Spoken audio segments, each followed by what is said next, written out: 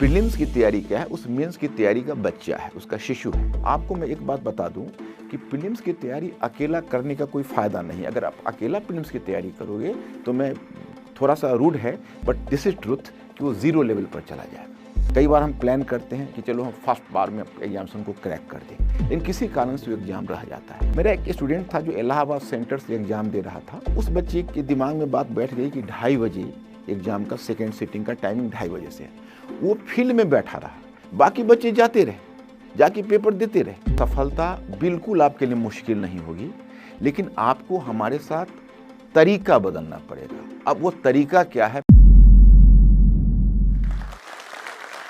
Okay dear students and aspirants, मैं मणिकांत सिंह पिछले 30 years से यूपीएससी के फील्ड में, या उसको कहें तो यूपीएससी या सिविल सर्विस एग्जाम के गलियारे में दौड़ता रहा हूँ, दौड़ लगाता रहा हूँ। हज़ारों स्टूडेंट से मेरा कांटेक्ट हुआ, सैकड़ों हज़ारों को क्वालिफाई करवा चुका हूँ और एक बहुत लंबा अनुभव प्राप्त किया है। आज मैं इस अनुभव को, इस एक्सपीरियंस को आपके साथ शेयर करने आया हूँ।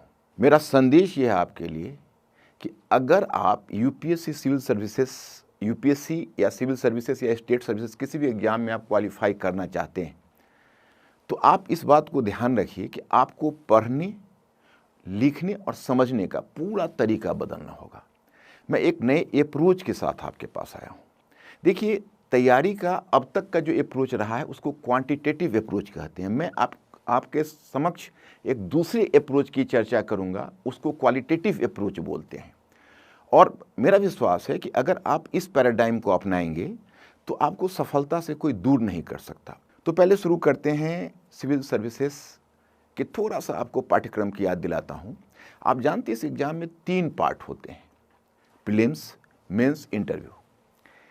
अब अगर तीनों एग्जामिनेशन को आप देखें तो अगर कोई फ्रेश स्टूडेंट है तो पहला एग्जाम वो प्रीलिम्स को देखता है, वो सोचता है कि चलो मैं प्रीलिम्स से तैयारी शुरू करता हूँ, फिर प्रीलिम्स के बाद मेंस देख लूँगा, उसके बाद इंटरव्यू की तैयारी देख लूँगा। मैं आपको बिल्कुल ही एक दूसरा सुझाव देता हूँ कि प्रीलिम्स की चिंता थोड़े समय के लिए आप भूल जाइए। You have to start from the mains. अब मेंस का एरिया आपको स्टार्ट करना है, वहीं से आपका प्रिपरेशन शुरू करना है। प्रीलिम्स की तैयारी क्या है, उस मेंस की तैयारी का बच्चा है, उसका शिशु है। मैं एक बात आपको बताना चाहता कि बेसिकली कि अगर आप प्रीलिम्स को क्वालिफाई करना चाहते हैं तो मेरी इस फार्मूला को याद रखिए, जब हम मेंस रूपी जाल फेंकते हैं तो प्रीलिम्स रूपी मछली फंसती है। मतलब कि हमारा टोटल प्रिपरेशन मेंस का होता है, प्रीलिम्स की तैयारी उसी के अंदर समाहित हो जाता है। उसकी भी चर्चा मैं करूंगा। मैंने जो आपको कहा कि सफलता बिल्कुल आपके लिए मुश्किल नहीं होगी, लेकिन आपको हमारे साथ तरीका बदलना पड़ेगा। अब वो तरीका क्या है, पहले मैं उसे बताने के लिए बेताब हूँ। तरीका क्या है, देखिए, मैंने जो महसूस किया है, आप सभी लोग जो फ्रेशर हो या पहले से तैयारी करते आ रहे हो, मैंने महसूस किया है कि आपका जो प्रिपरेशन होता है, आपकी जो तैयारी होती है, उसका जो तरीका होता है वो इन्फॉर्मेशन बेस्ड होता है। जैसे कोई स्टूडेंट्स ने अगर पुस्तक निकाली, उसने पढ़ना शुरू किया, तो वो कोशिश करता है कि ज़्यादा से ज़्यादा तथ्य और ज़्यादा से ज़्यादा सूचनाओं का मैं संग्रह करूं। पढ़ाई का मतलब सिर्फ यही है, और वह इसलिए है कि मैं डिफरेंट चैनल से, अपने चैनल से भी हमेशा बच्चों को यह संदेश देता रहा हूं कि एक्चुअली इसमें स्टूडेंट्स के लेवल पर कोई गलती नहीं है। गलती वहाँ से होती है कि जब हम विश्वविद्यालयी शिक्षा के पैटर्न को देखते हैं, यूनिवर्सिटी एग्जाम के पैटर्न को देखते हैं। यूनिवर्सिटी एग्जाम में क्या होता है, रोट लर्निंग पर भरोसा लोगों का होता है। चलिए, एक विषय को 5 या 10 टॉपिक्स पढ़ा, उसको याद किया, एग्जाम में परफॉर्म किया, फर्स्ट क्लास भी आ जाता है रिजल्ट, कई बार गोल्ड मेडलिस्ट भी हो जाते हैं। तो वही तरीका बना रह जाता है। और यूनिवर्सिटी के लेवल पर ना तो पढ़ाई, न लिखना, न लिखने की कोई कक्षा आयोजित की जाती है। जब आप यूपीएससी की प्रिपरेशन में आते हो तो आप तरीका वही लेकर आते हो। अगर मैं पढ़ लूँगा, मैं याद कर लूँगा, स्मरण कर लूँगा, बताइए कौन सी गाइड बुक पढ़नी है, कौन सी बुक पढ़नी है। लेकिन मैं पहले इस बात पर आपका ध्यान इंगित करना चाहूँगा, आपके संज्ञान में लाना चाहूँगा कि आप जरा एरिया को देखिए। चलिए, आप टोटल सिलेबस पर नज़र डालिए तो आपको 4 जनरल स्टडीज़ के पेपर बनते हैं। उन 4 जनरल स्टडीज़ के पेपर में अगर आप प्रथम पेपर को ही लेते हो तो देखिए उसमें 3 सेगमेंट आपका बनता है जो अपने आप में कंप्लीट है, जैसे हिस्ट्री है, ज्योग्राफी है, इंडियन सोसाइटी है। आप पेपर सेकंड में आइए, 3 सेगमेंट वहाँ भी आपका बनता है। पेपर थर्ड में आइए, वहाँ 6 सेगमेंट आपका बनता है। और फोर्थ में आइए तो सभी का निचोड़ है, जिससे आप एथिक्स का पेपर कहते हो। तो अब आप ही बताइए कि जब हमारे पास 12 और 13 सेगमेंट है और सारे सेगमेंट अपने आप में कंप्लीट सब्जेक्ट है, और अगर आप उस सेगमेंट से तैयारी करते हो और वहाँ से आप चाहते हो कि मैं प्रत्येक को लर्न करके और अपने दिमाग में गैदर कर लूँ, तो दैट इज़ प्रैक्टिकली इम्पॉसिबल। वो प्रैक्टिकली इम्पॉसिबल है, उसको आप कर ही नहीं सकते। जैसे आप एक तरफ से करते चलोगे, दूसरी तरफ से भूलते चलोगे, और ये एक सांप सीढ़ी का खेल हो जाएगा, और यह खेल चलता रहेगा लास्ट तक, और लास्ट में आप ऐसा महसूस करोगे कि अरे मेरा प्रिपरेशन तो हो नहीं पाया। अब इस कारण से क्या होता है, वर्षों लग जाते हैं, कई बार 1 वर्ष, 2 वर्ष, 4 वर्ष, 5 वर्ष, एक लंबी तैयारी चली जाती है। मैं आपको एक दूसरा सजेशन देना चाहता हूँ। आप मेरे बताए गए इस तरीके से आप इसको आजमा के नुस्खा देखिए, ये 100% सक्सेसफुल रहेगा। आप सिर्फ यूपीएससी के जो इंडिकेशन है, जो उनके निर्देश है, उस निर्देश को आप देखिए। उस निर्देश में क्या है? निर्देश में यह है कि आप कभी भी सतही ज्ञान के आधार पर क्वेश्चन का आंसर नहीं कर सकते। उसमें क्लियरली लिखा हुआ है कि for superficial knowledge you will not be awarded marks. दूसरा इंस्ट्रक्शन आपके लिए है कि you have to maintain the economy in language. अगर आप भाषा और शब्द प्रयोग में थोड़ी सावधानी बरतते हैं, कम से कम शब्द में ज़्यादा से ज़्यादा बातें कह जाते हैं, तो आपको इसका रिवार्ड मिलेगा। ये 2 बातें ऐसी है जो आपको ध्यान रखनी है। अब आप कहेंगे भाई आपका तरीका क्या है? तो मेरा तरीका ये है, 2 तरीका है। जैसे कोई एक हमने पेपर लिया, जैसे आप पॉलिटी लेते हो, हिस्ट्री लेते हो, इकोनॉमी लेते हो, कोई भी एक पेपर लेते हो, तो उसमें पहले हमें ये इन्वेंट करना पड़ेगा कि एक जो टॉपिक है उसका दूसरा टॉपिक से रिलेशन है। तो एक टॉपिक से दूसरे टॉपिक और दूसरे टॉपिक से तीसरे टॉपिक और तीसरे से चौथे का, पहले उसको आप एक ऑर्गेनिक होल बनाइए पूरे सब्जेक्ट को। जैसे आप अकेला टॉपिक पढ़ते हैं तो क्या करना होगा? याद करना होगा, स्मरण करना होगा, कोई दिक्कत नहीं, आप कर सकते हो। लेकिन जब आप 2, 3, 4 टॉपिक आगे बढ़ जाओगे तो ऐसा महसूस करोगे कि जो चीज़ आपने मेमोराइज किया है वो वैनिश कर गया, अब कुछ रहा नहीं वो, और फिर उसके बाद आपको फ्रस्ट्रेशन बिल्डअप करने लगता है। अगर आप एक को दूसरे से लिंक करके और उस पर सोचना शुरू करोगे तो धीरे धीरे आपकी जो तैयारी है वो इन्फॉर्मेशन से आ जाएगी ओपिनियन के साइड में। ओपिनियन के साइड में जब आएगी तो क्या होगा कि आपका आइडियाज़ ग्रो करेगा, और किसी भी क्वेश्चन पर जब आप आंसर करोगे तो आपको तथ्यों की कमी नहीं होगी। आप वहाँ तथ्य जो फैक्ट्स है वो याद नहीं रहेगा, लेकिन फैक्ट्स को आप रिक्रिएट कर लोगे। जब आप सोचोगे तो आपको आश्चर्य होगा कि प्रत्येक क्वेश्चन पर आपके 4-5 पॉइंट्स निकल कर आ रहे हैं। नंबर 1। नंबर 2, आप यूपीएससी के क्वेश्चन पेपर को देखिए। अधिकांश क्वेश्चन पेपर में जो क्वेश्चंस होते हैं वो इन्फेरेंशियल होते हैं। इन्फेरेंशियल से हमारा मतलब ये है कि वो डायरेक्ट नहीं होता है। डायरेक्ट नहीं होने का मतलब, अगर आप अलाउ करें तो मैं 1-2 एग्जाम्पल आपको बताऊं। जस्ट मैं एक क्वेश्चन को लेता हूं, आप कल्चर से ये क्वेश्चन को उठाइए।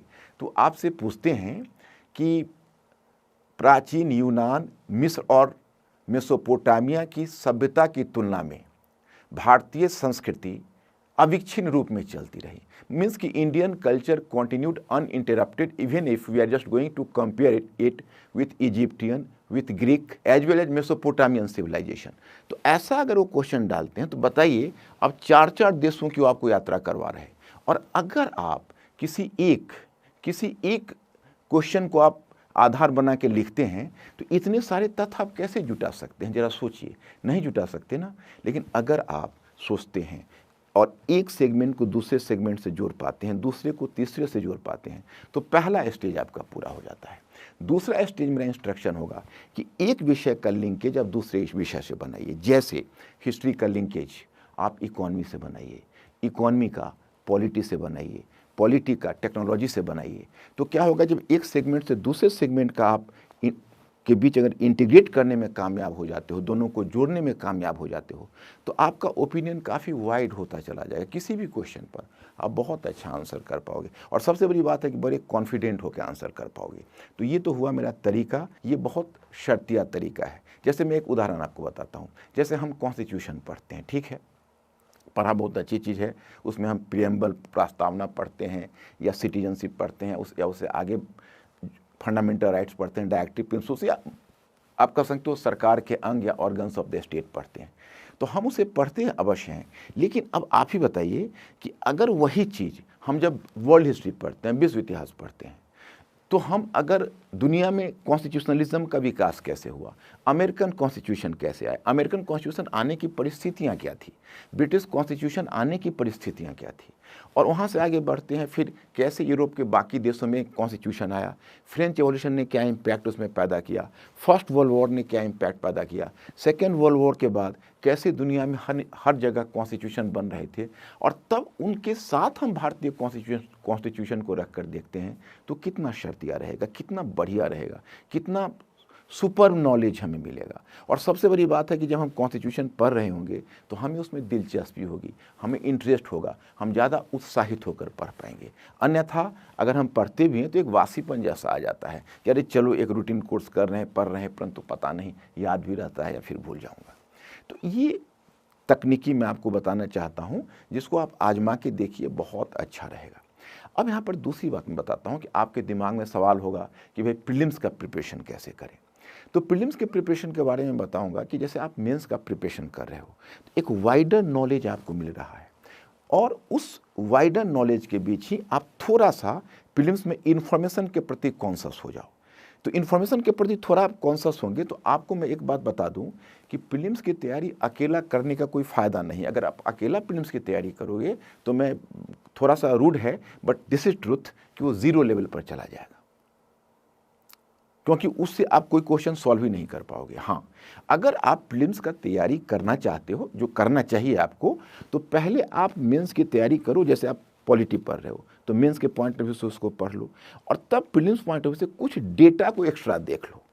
आपको जानकर आश्चर्य होगा, जब एग्जाम हॉल में जाओगे तो मेरी बात को ध्यान में रखना, आपके अगर आपने 60% क्वेश्चन हल किए हैं तो 50% क्वेश्चन आप मेंस के नॉलेज से हल कर रहे होगे, और 10% क्वेश्चन आप एक्सक्लूसिव प्रीलिम्स की पढ़ाई से हल कर रहे होगे। तो दोनों मिलकर बनता है ऑर्गेनिक होल। तो जब भी आपको मेंस और प्री पढ़ना हो तो पहले आप मेंस का प्रिपरेशन कर लो, फिर आप प्रीलिम्स का प्रिपरेशन करो। ओके।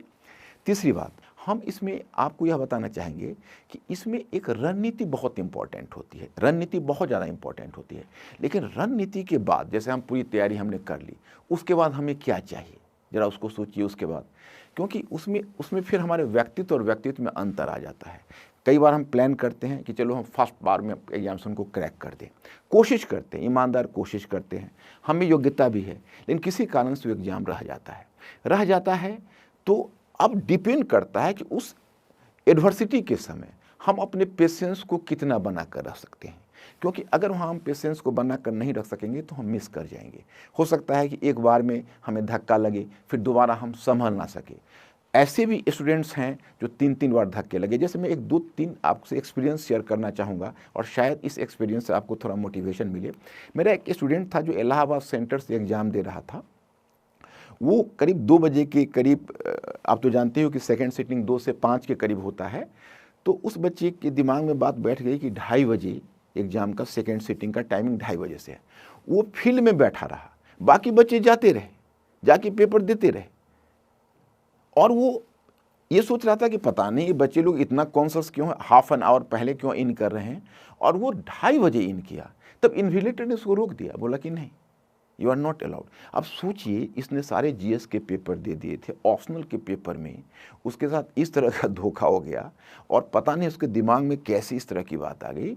वहाँ से वो सीधा निकला, हमें टेलीफोन किया कि सर मैं तो बर्बाद हो गया, मेरे पेपर भी अच्छे जा रहे थे, पता नहीं 2 के बजाय 2:30 मेरे दिमाग में कैसे बैठ गया। मैंने यहीं से उसे इंस्ट्रक्शन दिया कि देखो, पेशेंस रखो, बहुत एडवर्स कंडीशन में आ गए हो, अब अगर तुमने थोड़ा भी अपनी हिम्मत हारी, या अगर बहुत तुम नेगेटिविटी में गए, तो फिर आगे का तुम्हारा फ्यूचर क्लोज हो जाएगा। मेरी बात मानो, तुम अगले साल की प्रतीक्षा करो, भूल जाओ तुम्हारे साथ क्या हादसा हुआ। And can you believe, 79th rank पर अगले साल क्वालिफाई किया। आईएएस के पोस्ट कम थे, इसलिए आईपीएस का रैंक उसको मिला। अब ये सीनियर आईपीएस है। इट्स माई पर्सनल एक्सपीरियंस, और ऐसा हम कई एक्सपीरियंस देखे। मेरा एक स्टूडेंट है जो आईएएस रैंक पर है, ऑल इंडिया पोजीशन लिया था वो, मैं यहाँ पे चैनल पर नाम नहीं बताना चाहूँगा, मतलब उसके साथ हुआ कि वो अपने टीम में सबसे अच्छा स्टूडेंट था। और मुझे याद है कि जब वो फाइनल रिजल्ट आया, मैं काठमांडू में था, उसने कॉल करके बताया अपने सारे फ्रेंड्स के बारे में जो मेरे स्टूडेंट थे कि सर इनका ये रैंक मिला, इनका 58 रैंक मिला, इनका 42 रैंक मिला। मैंने पूछा तुम्हारा क्या हुआ? तो सर मेरा नहीं हुआ, जबकि बाकी बच्चों को गाइड तक करता था।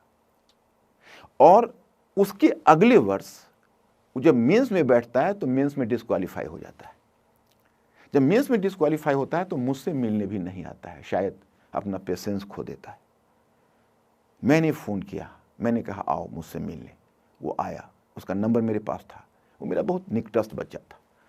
मैंने कहा कि देखो तुम्हारे ललाट पर लिखा हुआ है क्वालिफाई करना, मैं पढ़ पा रहा हूँ, तुम हिम्मत मत हारना। और कैन यू बिलीव दैट कि उसने अगले वर्ष 9th रैंक पर गया, ऑल इंडिया 9th रैंक पर, वही स्टूडेंट। और उसने उस समय एक बहुत ही प्रेस्टिजियस मैगजीन में उसने इंटरव्यू में कहा मेरे बारे में कि मैं उन्हें कभी नहीं भूल सकता, क्योंकि उन्होंने उस समय मेरा साथ दिया जिस समय मेरा सितारा गर्दिश में था। तो कब भाग्य पलट जाए इसमें बड़ी मुश्किल होती है, इसलिए जो परसिवरेंस है बड़ा इंपॉर्टेंट है। ये एक स्थिति आती है माय स्टूडेंट्स कि आपकी पूरी तैयारी है, लेकिन तैयारी के बाद भी स्टूडेंट और स्टूडेंट के रैंक में अंतर आ जाता है, रिजल्ट में अंतर आ जाता है। और जब प्रतिकूल परिस्थितियां फंसती हैं उस समय पेशेंस रखने की ज़रूरत होती है। तो इस पर मैं विशेष रूप से यही चीज़ कहना चाहूँगा। तो मुझे तो लगता है कि इतनी बातें आपकी समझ में आई होगी, और मैं अब यहीं पर अपने इस लेक्चर को विराम देता हूँ।